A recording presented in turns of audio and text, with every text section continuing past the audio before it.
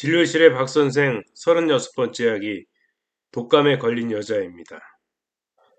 2009년도에는 신종 인플루엔자 A라는 독감이 유행을 했습니다. 인플루엔자 A라는 의학용어보다는 그냥 신종플루라고 불리면서 사회적으로나 국가적으로 대단한 문제가 되었습니다. 호흡기에 의해서 신종플루가 감염이 되었기 때문에 영화관이나 쇼핑몰과 같이 사람이 많이 모인 장소에 가지 말고 감염이 의심되는 사람과는 접촉하지 말 것을 연일 언론에서 경고 방송을 했습니다. 유명 연예인들도 이 병에 걸려서 고생을 하게 됐고 한 연예인의 아내들은 안타깝게도 사망을 했습니다. 그래서 여타 다른 독감과 거의 같은 정도의 유병률과 사망률을 나타냈던 이 질환은 우리나라 언론 특유의 우왕떨기와 부단한 의혹 제기로 전 국민의 질환이 되어갔습니다.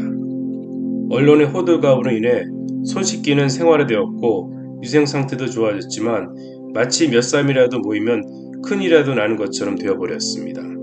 외국에서 비행기를 타고 귀국한 사람에게서 신종플루가 나타나서 우리나라에 처음 퍼졌다고 알려지면서 버스나 지하철 같은 대중교통수단도 비행기와 마찬가지로 독감에 걸린 사람은 눈치가 보여 이용하기도 힘들었습니다.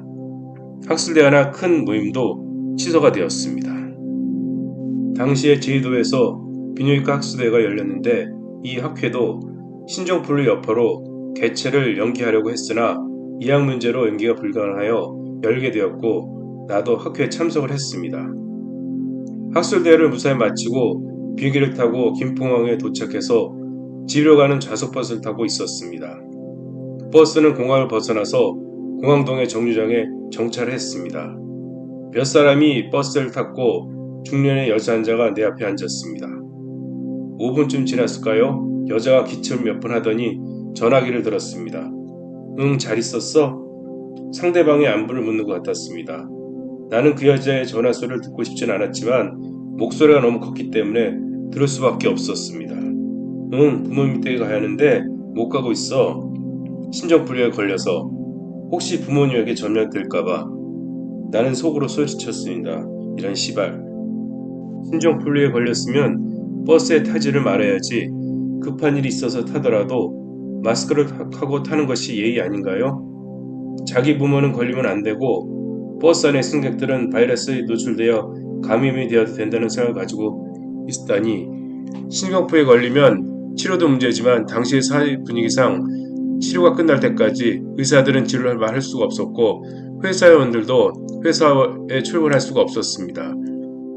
만약에 걸리기라도 한다면 경제적으로 사회적으로 많은 불이익을 당할 때였습니다.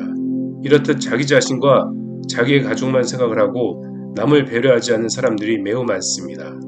최소한의 예의가 없기 때문입니다. 전공의 때 응급실에서 심폐소생술을 하고 있었습니다.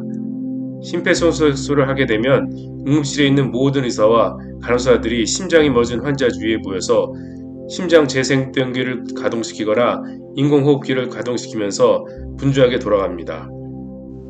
그런데 이런 환자 옆에 술에 취해서 자기의 팔을 칼로 자해해서 응급실에 와서 봉합수술을 기다리고 있던 20대 환자가 있었습니다. 술에 너무 취해 술이 깬 후에 봉합을 하기로 보호자와 사이가 된 상태였는데 술이 어느 정도 깬 이 친구는 팔이 아픈지 정신없이 심폐소생술을 하고 있던 내과 선생님의 가운을 잡고 흔들었습니다.